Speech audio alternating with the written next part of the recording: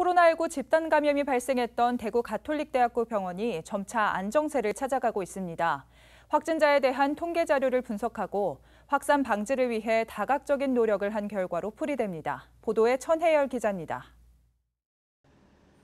대구 가톨릭대학교 병원은 병원 내 코로나19 확산 방지를 위해 확진자에 대한 통계를 만들어 분석에 들어갔습니다. 분석 시점은 이 병원과 관련한 누적 확진자가 244명이던 지난 6일 0시입니다. 공개된 자료를 보면 병원 내 확산세는 고연령대가 주도한 것으로 나타났습니다. 전체 확진자 가운데 60대가 21.7%를 차지해 가장 많았고 70대, 80대 이상 순입니다. 60대에서 80대 이상 확진자를 모두 합하면 전체의 57.4%를 차지합니다.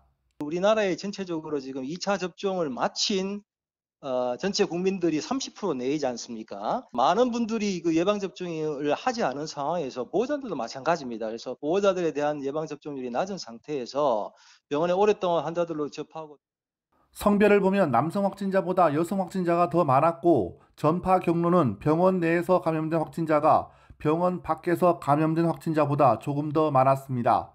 병원 내 확진자 129명 가운데 환자와 보호자는 87명으로 파악됐습니다. 확진자 3명 가운데 1명은 환자였으며 추가 전파 17.6%, 보호자가 15.6% 순입니다. 미화원이나 조리원, 조무사 등 병원 내 종사자도 다수 감염됐습니다. 병원 측은 환자와 보호자의 이동을 제한하면서 감염 확산을 막았습니다. 신규 입원과 수술을 금지했고 환자를 다른 병원으로 보내는 전원 조치도 금지시켰습니다. 교직원에 대해서는 출장과 휴가를 제한하면서 지역사회 전파를 막기 위해 안간힘을 쓰기도 했습니다. 이런 노력으로 최근 열흘 동안 하루 추가 확진자가 10명을 넘지 않았고 이번 분석 시점을 기준으로 나흘 동안 발생한 확진자는 1명에 불과합니다.